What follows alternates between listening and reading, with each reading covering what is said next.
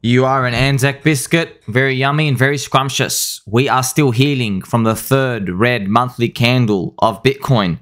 Once again, this is the 7th red September in a row. This marks the end of a Jewish year, one of those Jewish holidays. Again, I think it's a double Shemitah. Whatever it is. Cycles going around, black swans, everything exploding. What are you going to do, friends? It is what it is. We have to sit through this pain if we want the reward at the end. No one ever said it was going to be easy. We did say you got to wait. I know it doesn't feel good at all. And I just want to remind you, a lot of things can happen in just 1 month. There are many times where Bitcoin just has a flush upwards, reverses a month, and the sentiment changes all over again. So yeah, it does suck that we're on a third red monthly candle. You know, if we go back, these are so rare. This has only ever happened once. 3 red monthly candles in a row. The last time it happened, we went the equivalent of $42,000 to $45,000. So you can draw a fib. You can see how much Bitcoin retraced. It retraced back to the 61.8%. So you can see you had 1, 2, 3 red monthly candles. If we do a fib to where we would be, I'm going to show you right now, where we would be if we were to get that same euphoria, it would be Bitcoin $48,000. Now, we were nowhere near that, right? Barely $30,000. Couldn't even close properly above there. So, unfortunately, it seems like, and I hate to say it, we're getting all the downside for Bitcoin and crypto. We're not getting the upside. That means the euphoria is lessening. We're diminishing our gains. It is what it is. You know, even in, this makes no sense. How do you tell me when Mt. Gox lost 80% of the world Bitcoin trading volume? Mt. Gox still only had 2 red monthly candles in a row, max. And this was a Bitcoin halvening run. So this was the Bitcoin halvening. So before Mt. Gox, we never even had 2 red monthly candles. We just had 3. How do you explain that? We've had the Roca Negra Bitcoin ETF. And you have quote-unquote institutionalized, mature, blue-chip Bitcoin and crypto. Yet we've got 3 red monthly candles. Are you serious? This is what happens. I mean, this is what markets do. You play around these numbers and these stats. You can't rely on them. This is why I tell you, no matter how good it looks, I always say, you know what? Shoot me forward 2 years into the future. That's the only way to play it. How many times do we get disappointed? This whole industry is full of disappointments. And the current recent FUD that we've been seeing past few days was FTX selling, right? So it came out over the weekend, you know, FTX has to sell. They've got hundreds of billions of dollars. You know, I knew before I even read it, I knew there was going to be more information in there, which is going to dispel the FUD. Yet, I'm so used to this scam, disgusting industry. I knew that it doesn't even matter if the FUD is real or not. People are going to believe it. I knew it. I knew that. I bet there was. I said to myself, you know what? Yeah, they've got like 600 million of Sol to sell, Solana. I knew, like, you know, I think it's like $1 billion, but who cares? I was like, I bet it's OTC. I bet it's going to be done slowly. I bet it's going to be done over time. I said all these things, and then I concluded by going, you know what? This unlucky curse trash industry has caused more pain and heartbreak than it has retired people or helped people.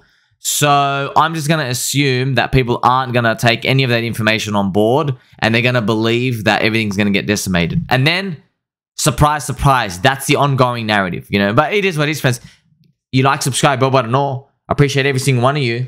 Shocking that algorithm. I've told you so many times, these stories, they're BS. The stories don't actually matter. What actually really matters is just the price action of the candle. The price moves first, and then the story follows after. Everybody was jittery and went down. It's a September. It's a rectumber. And then this just so happened to be one of the prevailing narratives. So many influencers out there are talking about, you know, FTX and all the selling. Can we really do anything about it? We can't. I'll just know that when everybody knows about this selling stuff, if you try to put on a short and wait for it, you usually end up paying a big funding rate, which means it's pretty expensive for you to hold the short. And then what you might end up finding is, as it starts getting unlocked, is the thing just starts going up. And I've also got confirmation as well. I was reading that when it comes to FTX, they are organizing like OTC deals. It is also locked until 2027. So it's coming out over 4 or 5 years. It's not coming out like all at once for them to just market sell. They don't do that because they're trying to recoup as much money as they can. And shout out to Mr. Crypto Coffee. Mr. Coffee saying institutions are too clever to market dump. They move quietly and have other options like OTC. Plebs are going to overblow this event for the clicks on YouTube and X. Of course, that's exactly 100% well said. This is exactly what happens, man. But we all know it doesn't even really matter. You know, if there was an FTX now, we would attach to something else. It would be like, oh no, inflation's getting too hot for the economy. Or what about the US dollar? It looks like it keeps going. They'll find something. There's like a list of 20 things to pick from. And I've got in front of you now the S&P 500, which is definitely going to help you to keep your fluffy slippers on, because on a monthly chart, this is the most cheap up-only thing. Are we going to enter a distribution phase? This is what everybody's worried about. Everybody's thinking about, oh my God, are we going to go sideways like we did here? Like, yeah, sideways. Because it has 10 good years, 10 up years. That's what it does. And we don't really know. All we know is everything's a scam. The Fed banned themselves from owning stocks up here. Maybe the US government's Congress is going to do it up here. And then surprise, surprise, they're going to worry about the US dollar dominance instead of the stock market. Maybe. We don't know. We do know we've got to watch that thing because we are all in crypto. And we know we are just a function of the stock market when it comes to risk on and risk off appetite. So what do you do? Well, I just want to provide you this juicy, wonderful information. Brilliant. If you can compare the average return for stocks, bonds, and cash and see them over history, you will have a big advantage with your mindset. I'm going to show you what it is right now. Stocks, so real returns is after you remove inflation. You see that? Stocks is 7% per year. Bonds, 1.8. Cash, 0.3. So yes, it does sound great. Let's hop in, let's hop out, move our portfolio around. But you can't do that in the depression phase, man. That's when you're meant to be reallocating. You do this during euphoria, but it's unfortunate nobody wants to do it because you're having too much fun. So this is just how cycles go. This is why humans, this is why we act the way we do. So I just want you to keep that in mind. Buying bonds is typically considered, the safe thing to do. But your real returns suck. The inflation of everything gets marked up in the S&P 500 stock companies, and then they sell things for higher profits and then gives them higher nominal profits. That's why it's always on average beating the inflation returns on average. But if you take any little period, it can always look really bad. That's why just because the thing is really great doesn't mean we're never going to pay attention to maybe the fact that S&P 500 starts scamming in a distribution zone. That's why we're going to be super wary of Bitcoin and crypto, just in case Roca Negra is an eventual Trojan horse. That's what we want to wait and see. So we're never going to let our guards down. It doesn't mean we know the future. We don't know the future. But as we get closer, we're just going to, just going to observe, all right, if that scenario plays out, what are the downsides? And we're going to find that during this zone, the downsides would be huge. That's why we do have to act with something. And speaking of acting of something, in the Pulse chain, PulseX ecosystem, and Hex, we've seen, this one big whale capitulating PulseX. This is happening across every single altcoin, every crypto. We're just seeing this. Many people are just giving up.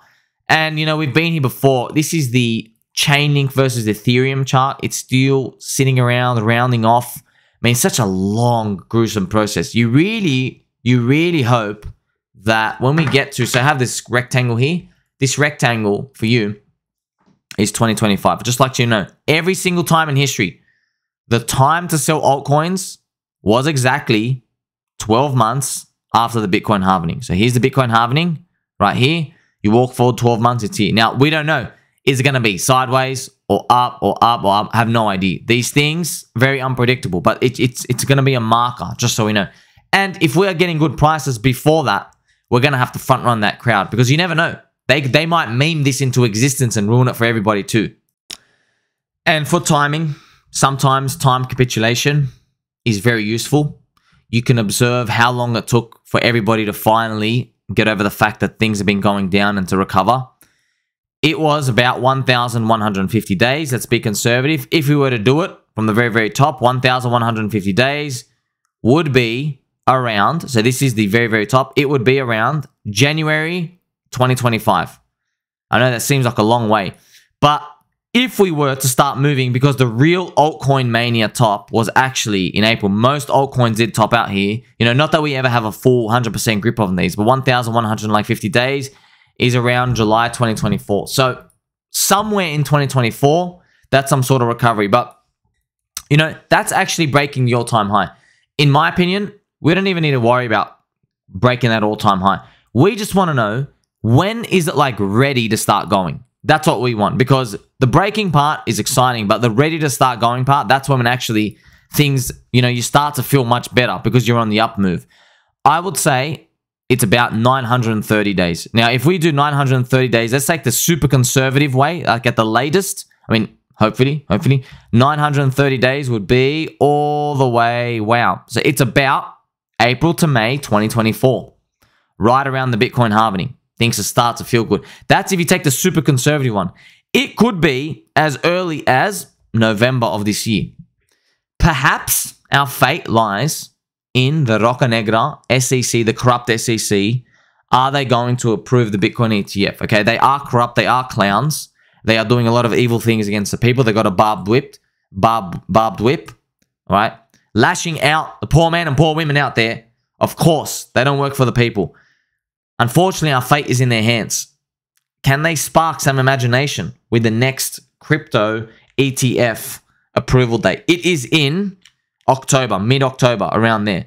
So, you know, if they reject, it is what it is. We're going to have to delay, but it eventually is going to come. So, you know, if they do approve in October, it would kind of mean that we are getting this early cycle, this front run. Everybody's trying to make a lot of money, and everyone's just desperate to make money from this vicious bear market. But we've also got to be careful, because if we're getting such a super early cycle, it might also mean, one, faster returns, but also two, much lower returns. And that's something we have to take into consideration. Make sure you like, subscribe, bell button, all friends, tell mum and dad you love and appreciate them, and catch you next one.